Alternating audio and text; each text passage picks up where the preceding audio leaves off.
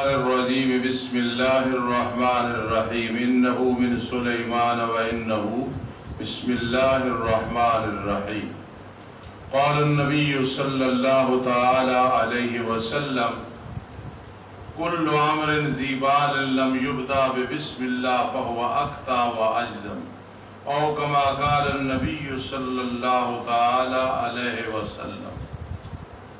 دروشی پڑھ لو تمام حضرات۔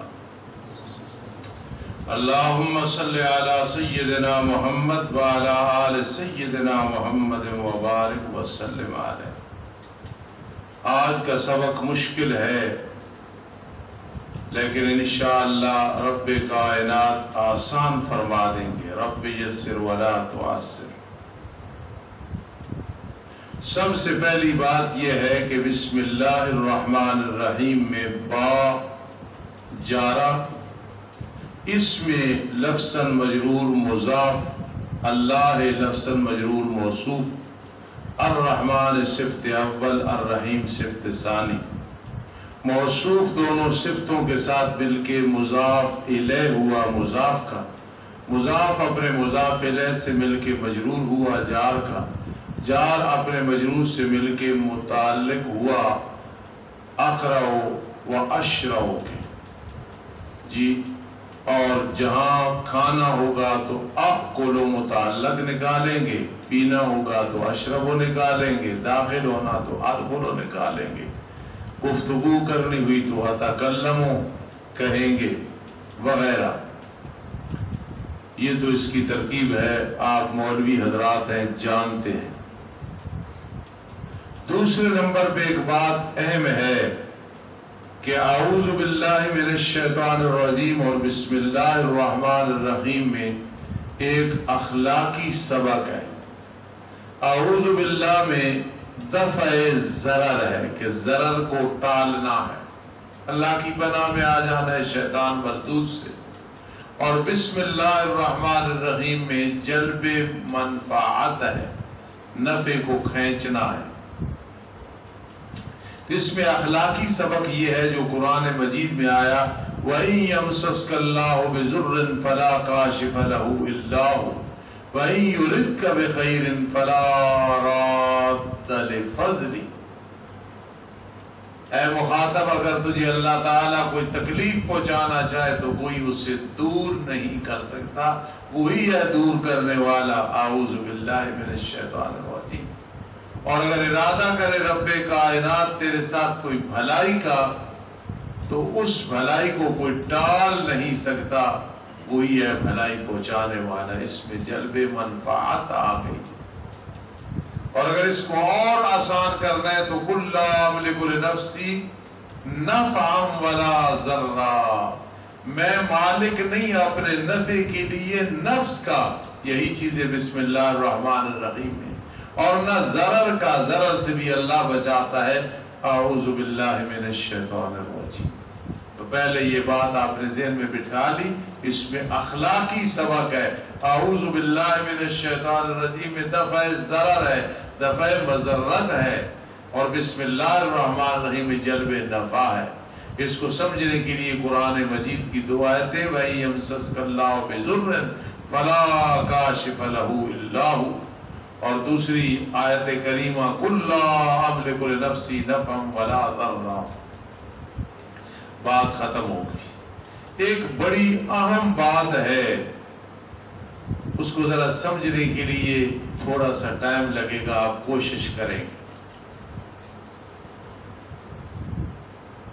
بسم اللہ الرحمن الرحیم، خوامیم سبع، ان کا خلاصہ سورہ زمر پہ ہے۔ زمر کا دعویٰ ہے نجی فَاعْبُدِ اللَّهِ، خامیم سجدہ ہے فَادْعُ اللَّهِ، یعنی فَاعْبُدِ اللَّهِ کا مطلب فَادْعُ اللَّهِ۔ پھر إِيَّاكَ نَعْبُدُ، یہ فَاعْبُدِ اللَّهِ سورہ زمر ہے۔ وَإِيَّاكَ نَسْتَعِينُ فَادْعُ اللَّهِ، خامیم سجدہ صحیح بیان کر رہا ہوں میں، وہ فرق نہ لگے بھائی صورتوں میں نا، میں حافظ نہیں، اتنی بات ہے۔ پھر اس کا خلاصہ بسم اللہ الرحمن الرحیم میں ہے۔ بسم اللہ الرحمن الرحیم کا خلاصہ بسم اللہ کی با میں ہے۔ با کا معنی ہے استعینوا باللہ، مدد اللہ سے طلب کرو۔ تو پورے قرآن کا خلاصہ کس میں آیا ہے؟ بسم اللہ الرحمن الرحیم کی با میں۔ انسان مشکلات آئیں گی، جنات مشکلات آئیں گی، اللہ کی کوئی مخلوق ہے مشکلات آئیں گی، لیکن مشکلات کا حل استعینوا باللہ، صرف اللہ کے پاس ہے۔ کوئی در نہیں جس پہ جاؤ گے تو تمہارا کشکول بھر دیا جائے گا، دامن بھر دیا جائے گا۔ کوئی ایسا در نہیں ہے، ایک در ہے رب کا، امن یجیب المضطر اذا دعا اذا سألک عبادی انی فانی قریب فادعوا اللہ مخلصین لہ الدین۔ جی ہے نا، ادعوا ربکم تضرعا وخفیا ایاک نعبد و ایاک نستعین۔ ایک در ہے جس سے تمہاری جھولیاں بھری جائیں گی، اور کوئی در نہیں۔ قاری اشرف صاحب ڈھکی والے اللہ کی کروڑ رحمتیں ہوں، انہیں جنون تھا توحید کا رحمت اللہ تعالی۔ وہ ایک نظم پڑھتے تھے، مجھے یاد نہیں، جس میں ایک جملہ آتا تھا، ای در تو جھولی بھرنی ہے اسا حمد خدا دی کرنی ہے، ای در تو جھولی بھرنی ہے، کوئی راضی ہوئے یا ناراض، ای در تو جھولی بھرنی۔ ایک در ہے اللہ کا جو ہر وقت کھلا ہے، کبھی مصروف نہیں، کبھی بند نہیں، کبھی لاک ڈاؤن نہیں، کبھی کوئی آگے روکنے والا نہیں ہے۔ حل من سائل حل من مستغفر۔ اتنی بات سمجھیے۔ اب یہاں ایک علمی بات ہے، یہ میں نے سمجھانے کی بھی بات کی ہے، ورنہ یہ تو آپ کو پہلے بھی پتہ ہے۔ تو بعض حضرات کہتے ہیں کہ بسم اللہ الرحمن الرحیم کا خلاصہ با میں ہے، اور با کا خلاصہ با کے نقطے میں ہے، با کے نقطے میں۔ اب ایک سوال پیدا ہوتا ہے یہاں بڑا زبردست، اور اس سے پہلے ایک بات سمجھ لیں تو پھر انشاءاللہ تعالی بات سمجھ آئے گی۔ کوئی اعتراض کرے کہ استاد جی یہ نقطے میں کیسے قرآن کا خلاصہ آ گیا ہے، یہ اندراج الکثیر فی القلیل کیسے آ گیا ہے، اتنی بڑی چیز کو چھوٹی چیز میں بند کر دینا، یہ کیسے؟ اس کا پہلے ایک مطلب سمجھ لیں، انشاءاللہ بات سمجھ آئے۔ وہ یہ ہے کہ آپ دیکھیں یہ جو صفر ہے، صفر جب قاری اسماعیل صاحب نے ایک کے ساتھ دائیں جانب لگایا نا تو یہ 10 بن گیا ہے، اور جب یہ بائیں جانب لگایا تو کچھ بھی نہیں ہے، ہم صفر ہے، زیرو ہے۔ جب ہم شریعت مطہرہ کے ساتھ جڑ کے رہتے ہیں تو ہمارے اعمال اللہ کے دربار میں قبول ہوتے ہیں، سنت کے مطابق جب ہم کرتے ہیں۔ لَقَدْ كَانَ لَكُمْ فِي رَسُولِ اللَّهِ أُسْوَةٌ حَسَنَةٌ لِمَنْ كَانَ يَرْجُو اللَّهَ وَالْيَوْمَ الْآخِرَ۔ اور جب ہم یہ جو صفر ہے یہ ایک کی بائیں جانب آ جاتے ہیں تو کچھ بھی نہیں ہے۔ جب ہم شریعت کو چھوڑ دیں گے، خدا نخواستہ دین مدین کو چھوڑ دیں گے تو ہم بائیں طرف آ جائیں گے، شرک بن جائے گا، بدعت بن جائے گا۔ اس لیے کوئی کہے کہ نقطے میں کیا ہے، نقطے میں بہت کچھ ہے۔ تو پورے قرآن کا خلاصہ بسم اللہ الرحمن الرحیم، بسم اللہ الرحمن الرحیم کا خلاصہ جو ہے وہ بسم اللہ کی با میں ہے، اور با کا خلاصہ پھر نقطے میں ہے۔ کس میں ہے؟ اور اگر کوئی کہے کہ نقطے میں کیسے، اندراج الکثیر فی القلیل کیسے آ گئے، اتنی بڑی چیز قلیل میں، اس پہ میں اور بھی انشاءاللہ تعالی جواب دیتا ہوں، آپ خیال کرنا۔ لیکن پہلے اس بات کو سمجھ لیں کہ ہم صفر ہیں بھائی، اگر ایک کے ساتھ دائیں جانب لگے تو 10 بن گئے، ادھر لگے تو کچھ بھی نہیں ہے۔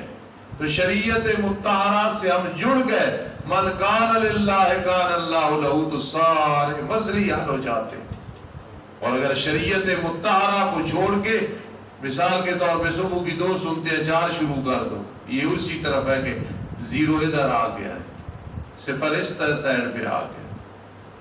مغرب کی 3 ہے، نہیں جی کیا حرج ہے 4 پڑھ لیتے ہیں، تو کیا بن 3 وتر ہے جی چلو 1 پڑھ لیتے ہیں، 4 پڑھ لیتے ہیں، 5 پڑھ لیتے ہیں، 7 پڑھ لیتے ہیں، نہیں ہو۔